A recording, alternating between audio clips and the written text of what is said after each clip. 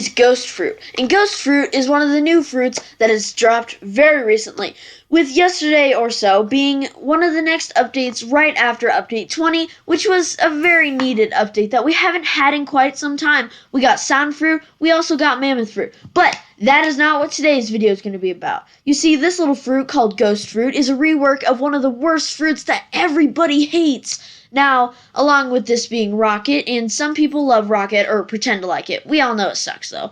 But anyways, Ghost Fruit is one of the many reworked fruits that, frankly, has the best rework out of any fruit we have seen so far in Blox fruits. Now, the reason for that is going to be, first of all, Revived Fruit straight up sucks. And after you die, we all know this, you turn into a skeleton. And, well, the devs kind of knew that nobody really appreciated this. So what did they do about it? Well, they updated the game, reworked Ghost Fruit, or Revived Fruit, and turned it into Ghost Fruit, with not only a much more appealing look for the fruit itself, but along with new powers, new abilities, and frankly, way more advantages to having this fruit. Now, when you see a Ghost Fruit, you're going to be like, can I offer for that? But before, if you saw a Revived Fruit, can you replace it? Or, I guess it's one of those extra bad fruits.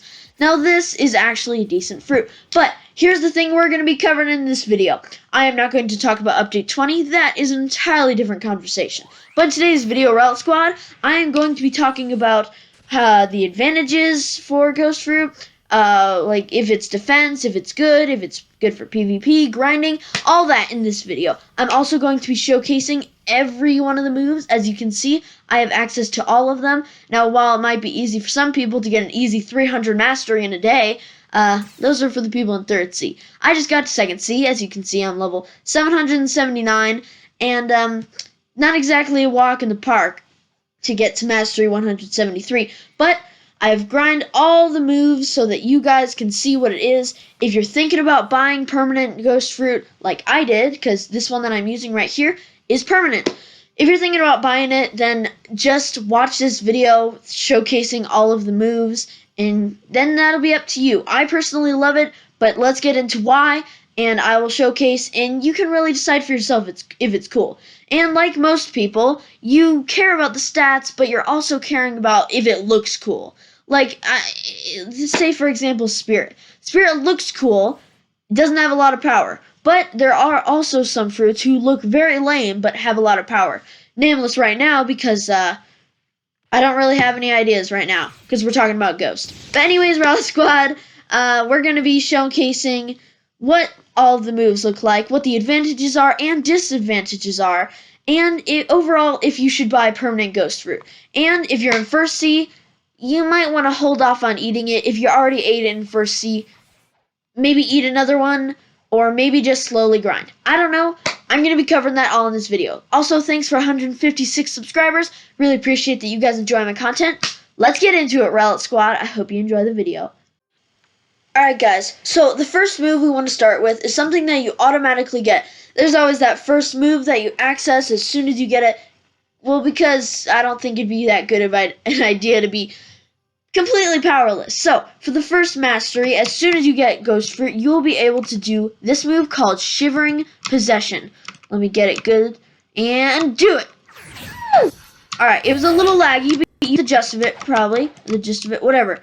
So, basically what this fruit does is, so it shoots you as a rocket of pure ghost energy, and basically, it freezes the opponent for about 5 seconds, but here's the bad thing. By the time you get back from the dash or the Shivering Possession move, the freezing ability will have probably, I don't know, the freezing ability will probably have worn off by then.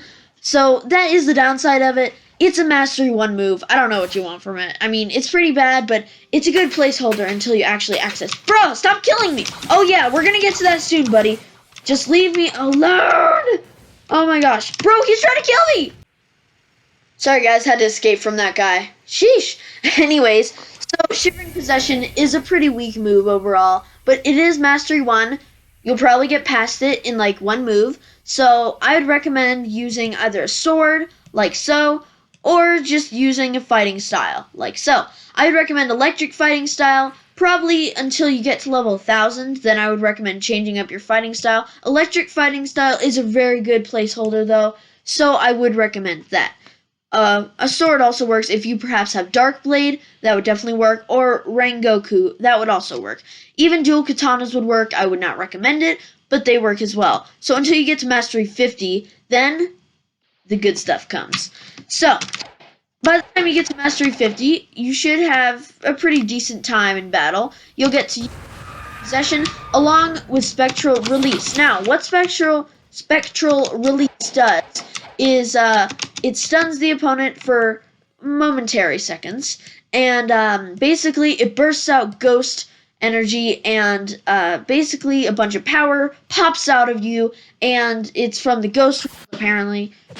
No, hey, yo, how do you do that? You're an NPC. Chill out, my guy. Alright, I think we're good. Anyways, so, yes, it is probably one of the best moves. I wouldn't say the best, but it is a very decent move, has pretty good abilities and powers. The downside of it is if people get close to you, you're stunned there. They're stunned, but they will get a few hits on you even when you stun them. Because if they're close by, use it, pushes them back, they can go right back and attack you. So that is the downside of it. You want to have a decently far away distance so that it works, but then also so that they don't hit you if they're close. But after you get to Mastery 100, we'll talk about that.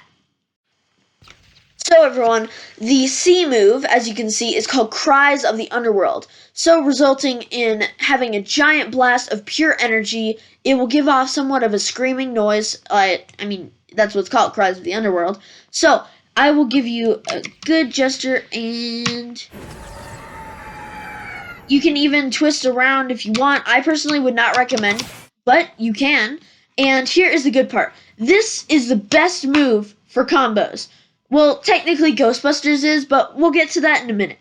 So basically what it does is it bursts out a beam of energy with a crying, screaming noise, whatever.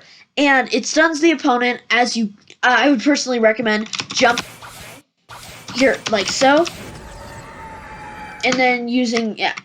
You can also spin around and hit multiple opponents at once. Here's the downside though. If you jump up and you use the Cries of the Underworld, and somebody is literally right below you, they will not get attacked. If they're like, maybe per se, right next to you and you're right above that, then they will get the attack. But if they're literally right drop below you, yeah, that's not going to hurt them. But here's the best move. I always save the best for last, guys. Okay, I forgot about one thing. Now, here is the benefit for first C players, if they can even get to Mastery 75. So, as you can see, there is one called Wandering Soul, and Wandering Soul is basically flight. But it's not just any flight, it can also, well, you can steer it. Ooh, where am I? Oh, weird. Anyways, so you can steer it, and here, I'll show you. So basically, you can steer it, and, it's really cool. So, unlike light flight, which is kind of lame to be honest, you can only fly in one direction with light flight, which is kind of bad. Now, as we know, light fruit is one of the best grinding fruits for first C, and Buddha is best for third and second. But light flight is pretty decent. I personally did use the light fruit for first C, but I think that ghost fruit would be much better, because not only does it have a good, pretty decent defense, but also there is a high chance that you will not even get touched. And if you do, you will also be able to have 2 lives, as you know. So once you die, you become a ghost and you get another chance at life. That is the entire point. But after you get pummeled and turn into a ghost, use the Wandering Soul and you can just fly away. Just straight off fly away from the opponent. And here's the cool thing about that. You see, the opponent, well, if you use Wandering Soul, it is very hard to catch up with you. Now, one person used spamming dough on me, and yeah, they tried to kill me. I turned into a ghost, I turned into the Wandering Soul, and well, they didn't kill me. I went back to cafe, and by the time I was back, I was like in the safe zone. So, I would recommend using this fruit, and let's try Ghostbusters. Oh, hi. Okay, so, excuse me, but the last move is called Ghostbusters, which is the V move. So if you press the V key, or if you're on mobile or iPad, just press use and then Ghostbusters. Ghostbusters is something that can be unlocked at Mastery 150. It's a pretty decent move. And not only that, but it is extremely cheap for 1,275 Robux. And while not everybody has that amount of Robux, they actually upgraded it, but honestly, I think it's a pretty decent price for in between Barrier and Magma. For something this powerful, I'm surprised it's actually this low. You would think it'd be in like maybe the top 10, you know? But personally, I think this is great for how low the mastery is to have to use all this. Usually things like Dragon or Leopard gotta be like 350 or 300. But I personally think this is low enough for new players on first C or second C to be able to use. So I personally think this is the perfect fruit for first C and second C players. Maybe new second C players if they don't have Buddha. But for those who don't have Buddha, use Light, Magma, Dough, or just do Ghost. Ghost is perfect. Now, while Dough is great, you need to awaken it for it to be good. So, and not everybody has Dough, so Ghost is really easy to trade for. It has low value, but huge value, if you know what I mean. What I mean by that is you can trade for it easy, but it has a lot of value, as in value of, like, PvP is what I mean. Now, while it might not be best for you to take on somebody 5 times your level, it probably is a good decision for you to maybe take on someone the same level as you, or an NPC a bit higher leveled. Here, now let's see Ghostbusters. Hey! Oh, I forgot you're here. Oh, okay, perfect. Let's fight this dude, guys. Alright, so, with the Ghostbusters ability, let's press V. Perfect for combos. It does triple the damage, and sometimes they can get taken out very easily, like so. See, here's the thing, though. They can get taken out very easily if you don't do the amount of attacks right. So say, for example, you just let them attack. Don't do anything. Then they're going to die like what I just did. I'm just a little new to computer for Blox Fruits, that's why. Now, if you use Ghostbusters, automatically spam Cries of the Underworld, Spectral Lease, Shivering Possession, and maybe a little Wandering Souls every once in a while. That's another thing. They can fly with you. But here's the best part about it. Here, let's do V. They do whatever you do. You can use Aura, and they will do it. So I personally think these guys are very useful, but if you're not careful, you'll end up making a huge mistake and you'll lose the battle. So here's a little tip. Always use the moves and punches and swords, best items that you have, best moves that you have at the moment. Always use those when you're using the Ghostbusters move. Now, if you don't, you'll regret it. These are the perfect combo fruits for people who cannot afford Dough.